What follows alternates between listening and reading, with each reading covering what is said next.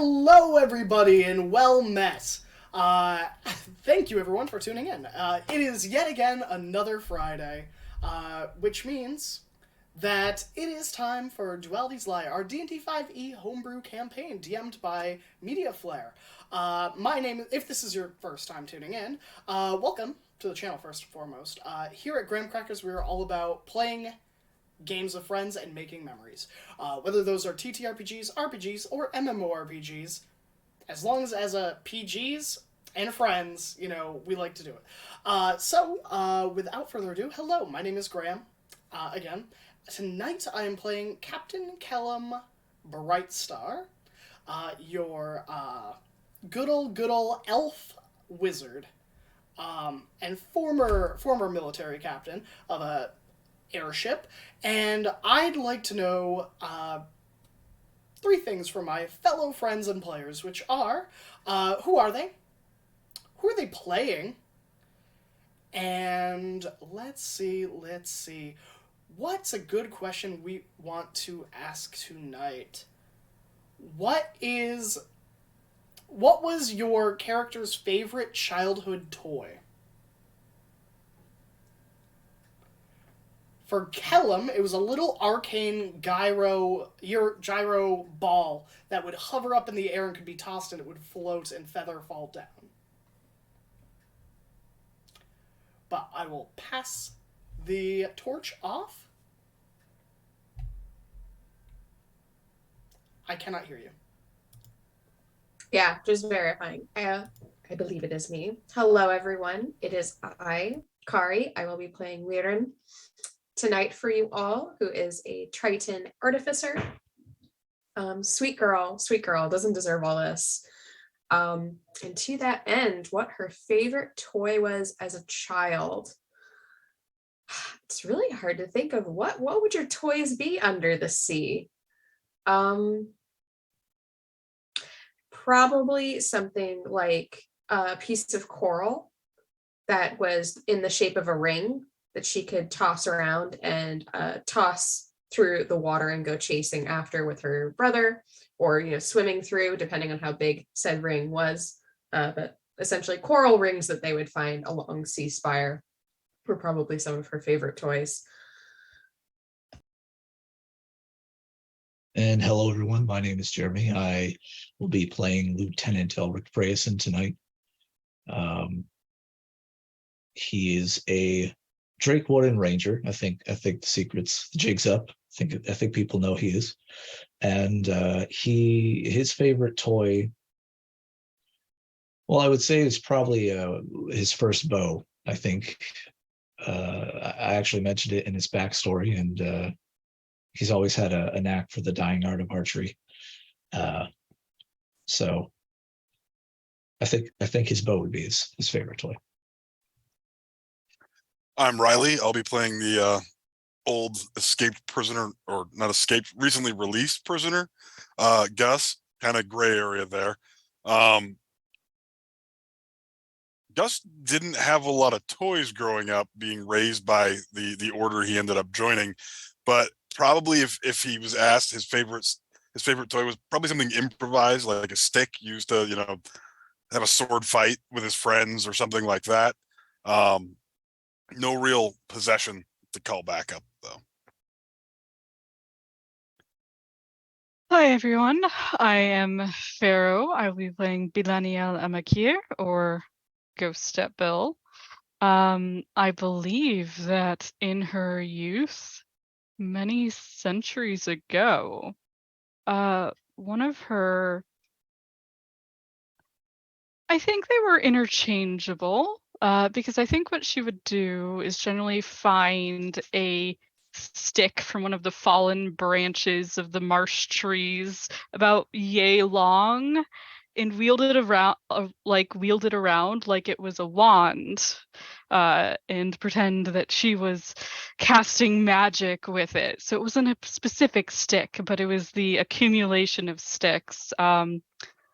Of course, she lived in the shadow of the great wizarding elven nation far above, so it was a little bit of a pipe dream, looking up and wondering it would be to be like them. And I am Media Flare. I will be operating as the game master for this evening. To recap the previous week, the party had escaped the threat of arrest by the guards in the city of Baldurin during the Suture Festival. And there were some fatalities, albeit coming from the person you would most expect fatalities to come from. And also the presence of a dragon in the middle of the city was revealed to the rest of the world. And as the chaos escalated with dragon sirens being heard throughout the entirety of the city, the party got separated due to decisions of priority. Moirin and Bill went down to the shore in order to make sure that people were evacuating safely. And Kellum, August, and Elric returned to the stable in hopes of finding the crate from their lost ship, as well as any other misplaced items. When they got to the tent, they found out that a prop ship was being used under the guise of being the destroyed ship that Captain Brightstar helmed. And when they confronted LaRue for this strangeness, they were greeted by a pair of bounty hunters, one of which earlier was pretending to be one of LaRue's stagehands. And Kellum's previous question was, what happened? And answering from above was a colossus in plate mail, wielding a strange metal spike on a chain, and looking down boastfully at Kellum. I would like to ask, before anything else proceeds, what is Elric and August doing? August is staying close, simply because he doesn't have, he can hear what's going on outside, but he's not real sure what's happening outside the tent. Really just waiting for Elric's cue. Okay. Yeah, and I'd say that Elric at first was looking around for the clue, I guess, that Kellum and Elric sought, but I think now if he's heard the commotion outside, or at least the boastful voices outside confronting Kellum, then he would be ready to jump in at any point. Okay. Can the two of you give me a stealth check?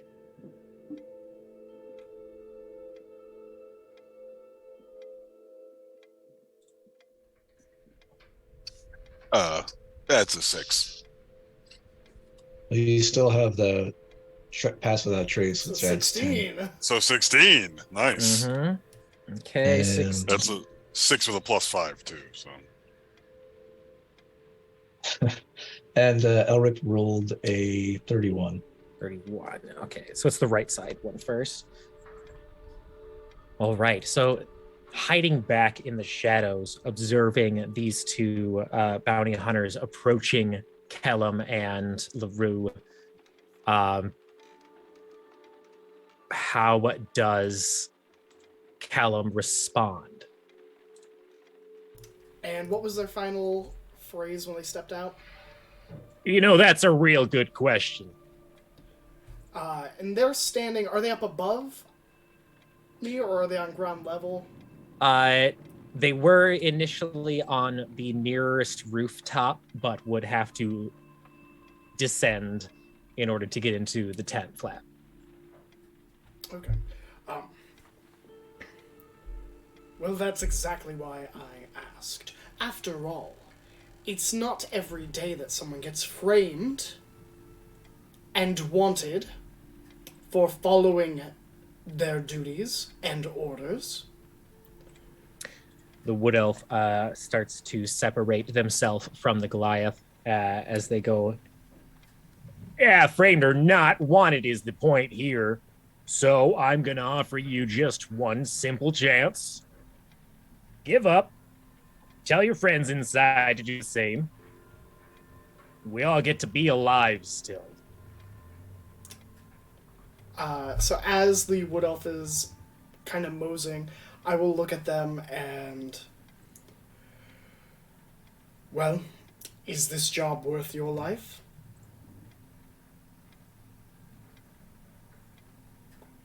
It sure as shit is. And they are going to begin the initiative as combat ensues.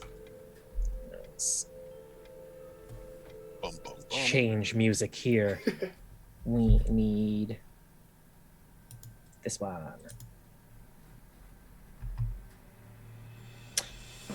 So we already got initiatives down, and there are 2 armed persons approaching Kellum. Elric, you are on the inside. Unseen so far, it seems. Is the flap open? The flap is open. You can see the light, the dim light because of the cloud coverage pouring in behind these 2 bounty hunters. So do I have Elric's going to pull out his longbow. Would he have a clear shot if he could take one? You do. All right, awesome. Elric will ready an action, I guess, or wait his turn and await for some form of combat to go down, or maybe for Kellum to give any sort of signal. But he's going to hold. Okay. August, how are you responding to these 2? Sensing Kellen drawing his bow and holding, August is going to use his movement to get right up next to Kellum. Once I learn how to use Roll20 again, he's going to move up right. Going to hold aggressive. All right, that's 2 out of 3. We're getting progress. All right. After August, LaRue will shout, "Oh no, they're here for me!" and cast Misty Step on themselves. And I'm gonna counterspell it. Okay. Misty Step is a level 1 spell, so it automatically counters as they attempt to... What? No! They seem confused and turn towards the person next to them and says, "Take the cart down to the docks! I'm taking the long way!" And they are going to start darting towards the back of the tent. Measurement.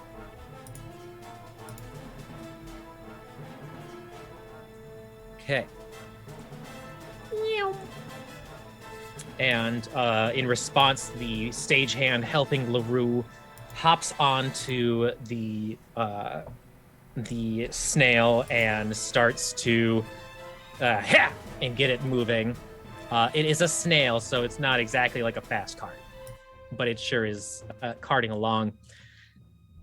Meanwhile, far away, a good 5-10 minute walk away on the shoreline, the steam has been getting thicker and warmer and got to the point that it started to solidify and manifest into elemental creatures.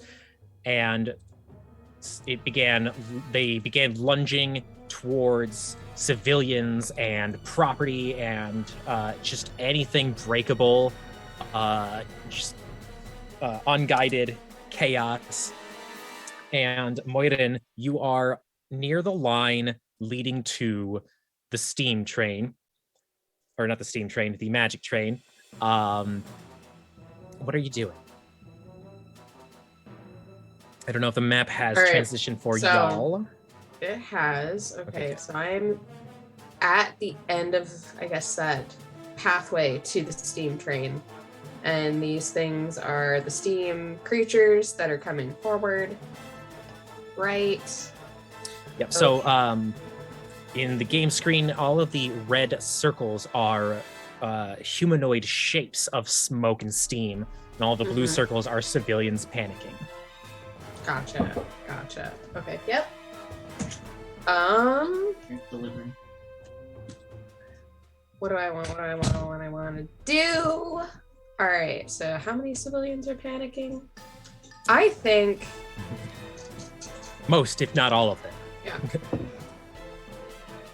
I think she's probably the first thing she'd do. Quick, everyone, this way, to the train, take cover. And she's going to basically shoo them that way to like get them at least panicking in the correct direction. Okay. While she's actually going to pull something from her back that she shapes out and snaps into place, and you see a rifle, an alchemical rifle, where she's going to start firing some alchemical mixtures at these things.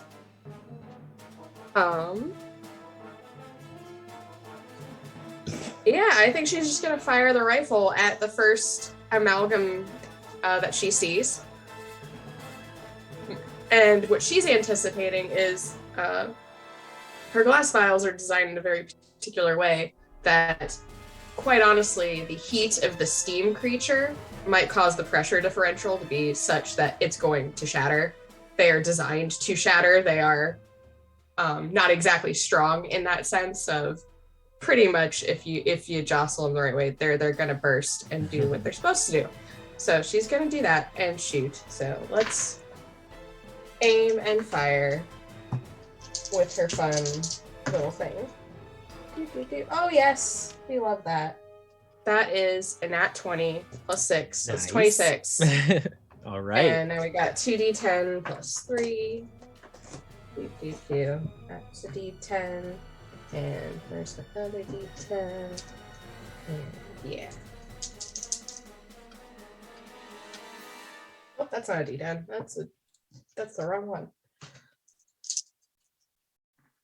Okay.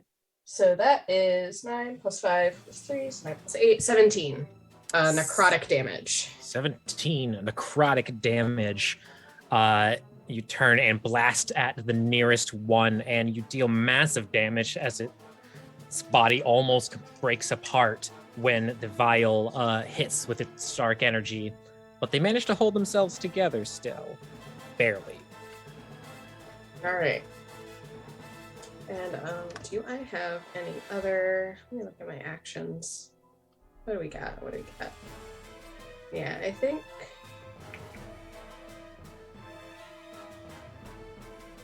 think that is it for now. All right. So I happen to roll both hostile groups in the same order. So we're flipping back to the stable now, as the bounty hunters will go next.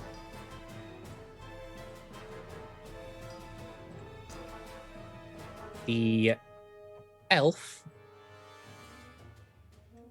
is going to maneuver themselves a little bit and look.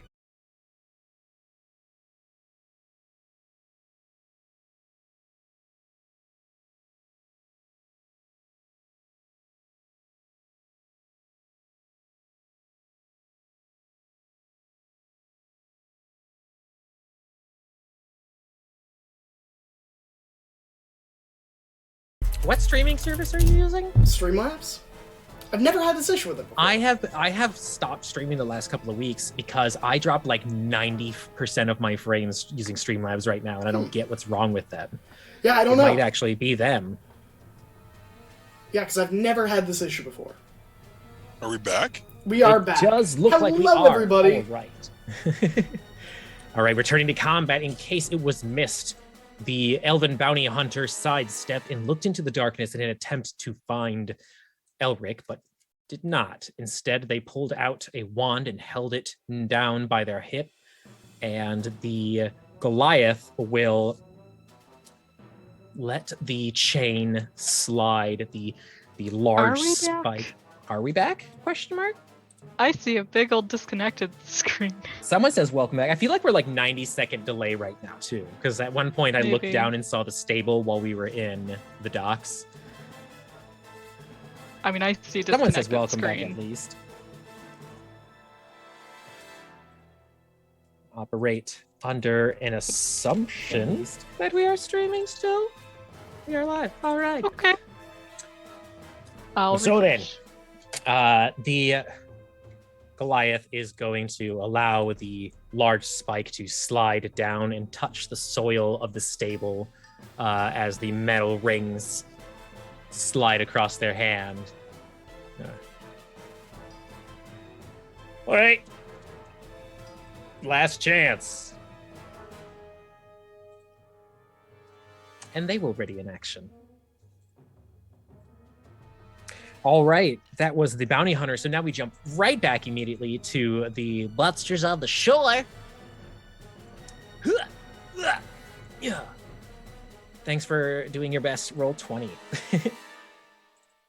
All right. So this is the creature's turns. These steam critters start to. What are their mobility actually? Do they have a fly? Unfortunately, they do. So these creatures are going to start heading towards the nearest moving thing. Okay. And some of them are flying up above ramparts, skipping stairs to get to the nearest hostiles or nearest targets they can. Some of them surrounding civilians as they scream and panic. And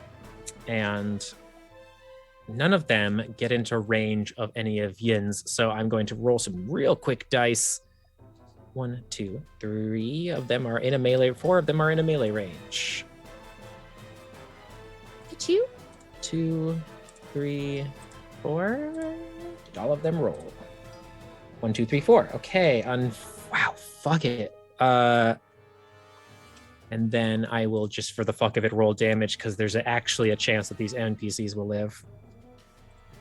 Okay, 1, 2, 3, 4. So let's see the damage out. We got a bunch of 4s and 1s. That's weird. 4, 1, 4, 3, 4, 3. Okay, so the civilian down on the beach still, very far away from the rest of the crowd, unfortunately is caught off guard by one of the methods and taken out. And the method that flies up, the one that was struck already, lashes out at an unfortunate civilian on the bridge and takes them out as well. Blood has been spilt this day. And that is all of those critters. The conductor of the train is out there shouting and just trying to get people like, get in the train, go now! As some civilians are going to try their best. I'm not going to bother with attack of opportunity. I am going to board some of them as the civilians try desperately, as per your instructions, to get on the train if they are nearby. And then both Bill and Callum share initiative, so whoever feels like going first. Might I have the honor? Of course. Merci. So, I think a few things happen, right? Because I believe I was grabbing Moirin to tug her in the other direction. However, when she pulls away, pulls out this flip rifle and starts firing into the darkness, there is just like this almost like mesmerized trance for a moment on Bill's like eyes as she is seeing you in a whole new light, and it is glorious. But she will compose herself. It takes a second, but she composes herself before she turns. As these steam creatures are not the only things capable of flight, and she will take a step and leap off of the walkway that she's on.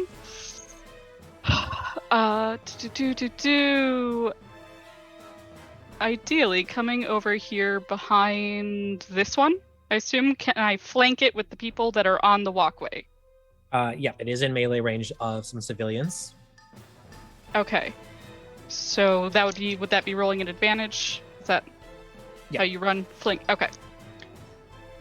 So that is going to be a... Before you even say a number, since you are several centuries old, can you give me a history check? Yeah, sure. 13 plus 4, 17. Your memory serves that the last time you were flying past Topsoil/Sea Spire as a shift was happening involving Hywena, the smoke creatures, the pest control way to deal with them was to keep driving them back until they expire due to how hazardous they are when they expire. Oh no. I mean, it was so much easier when I was up there and they were down here. Oh, fuck. Okay, that does change some things. Then I would like to use my advantage attack to attempt to move it 5 feet instead. You'd like to do a push action? Yeah. Could I make it more of like a pull? I want to like grab it and like move it away from the people. Okay, I'll let that happen. Yeah. Okay. And then go ahead and roll me that attack roll. You already did, probably. Yeah. It was a 22 to hit. Okay, so you and the creature are now one as you move backwards 5 feet, separating them from the civilians. And then I will forego doing any damage on this turn, which hurts me immensely. But my eyes, like, as I am kind of fading into the mist a bit, there is a flare of, like, black and, like, this almost like solar sheen to my eyes, as I would like to use... what is it called? Healing light on the downed civilian that I can see on the ramp. Okay, on the ramp. All right. I would like to give them 2 health back. Wowzers. Right, they are no longer in critical condition on the ground. What does this healing light look like? I think that, like, there is a sheen to, like, my eyes as I fade back into the mist. So, like, you can't really see me past there except that, like, the 2 spots. But a similar sort of magic kind of, like, creeps around them, like, emanating almost, like, from within them. And, like, it has this, like, flare to it, like this, like a flare of light that curves off and then curves back into them, as they maybe gasp as they get air once more. Nearest person will like try and help them up. Mm-hmm. All right, anything else from Bill? No, that's all I can do. All right, then we are going to flip the map back. Captain Kellum, Bright Star. You've been given warnings and your people have moved around.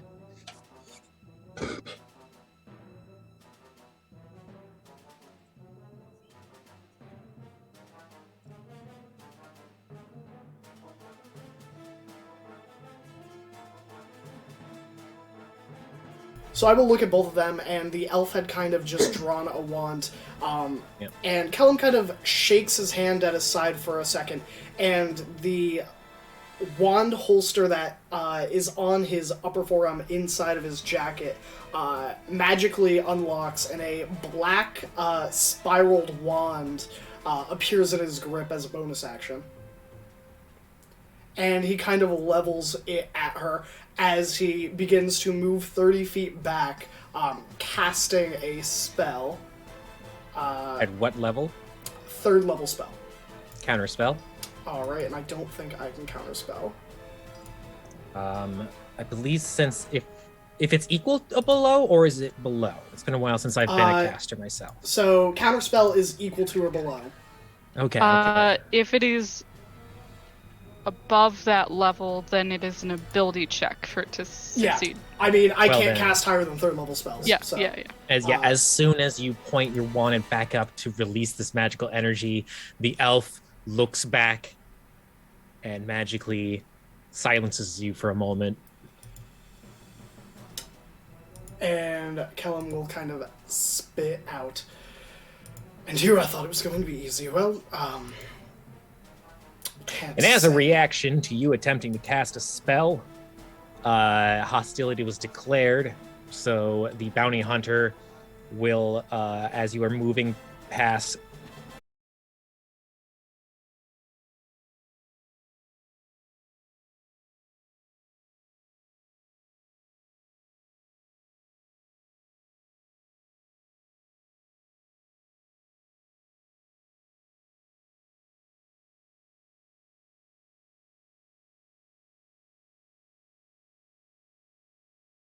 towards the Goliath. Okay, and I does can that count as never- a grapple?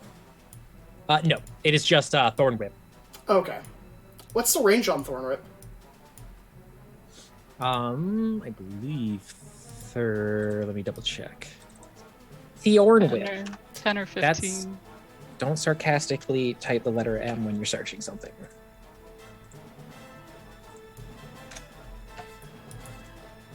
Let's see here. Because I don't know if I was in range of Thorn Whip. Well, it was a reaction spell, so as soon as you started moving, it would have been the shot. Like they wouldn't Okay. have like sat back and been like, Yeah, "No, because I you, was you like, cast I your was 6-second spell. It's cool." Yeah, because I was 27 feet away when I started my turn, and then moved 30 feet. Brain spells. Why does it keep searching the same thing? Thorn with an N. There we go. It is 30 feet, but it keeps tricking me. Okay, All so right, he would have that was grabbed just a me reaction. probably at the 5 feet movement mark at that point. Mm-hmm. All right, so what I would do is You'd have move, gone up, so scooched move, down this and then way. Go 10 feet, and then I would still have 20 feet movement left, or 25 movement left. Correct. Yeah. All right, so then I would run 25 feet north, ending right there. Okay. And that's it for me. That's my action and bonus action. What was the bonus action used for? Was getting the wand out, because it's a bonus action to take it out of your wand holder. Okay. All right, then. That is the end of the initiative. Rotating back around the shoreline, the crystals near the train begin to glow with energy as the protective barrier begins to power itself up to protect the train from the chaos outside. Meanwhile, in the tent, Elric, unseen. So has the elf has entered the tent, yeah? The elf has entered the tent, and they've gotten close to like the ring of chairs set up for the auction. All right. Elric's concentration is going to change from Pass Without a Trace to Hunter's Mark, which it's a spell now, yeah? Or considered a spell versus D&D Beyond. I believe it's just a class feature. Well, it is, but like they treat it like a spell. But it's a Yeah, bonus but it action. is more like it's your class ability of this is you going, and we're honing in on the target. Yeah. And we like the watchers like yeah, for some zero in reason it is a divination spell. That's fucking focus. weird. Yeah, I don't get it either. I mean, it's kind but- of like it's the way that like True Strike works in I guess older editions. Like 3.5 True Strike is divination, and it gave you plus 20 attack for your next attack. So like I guess it's that. But that this also idea. used to be like a blanket feature that costs nothing, and I think they're trying to just limit how many times you can use it. But anyways, he's going to use Hunter's Mark as his bonus action to zone in on the elf, and if combat has started outside, he is going to fire 2 arrows at this elf. Okay. While these arrows are being fired, August also had a held action, right? Because hostilities have begun. Yeah, but it was held for somebody coming within melee range. Oh, That's okay, what happened, yeah. gotcha. All right. Gosh. Hope this works.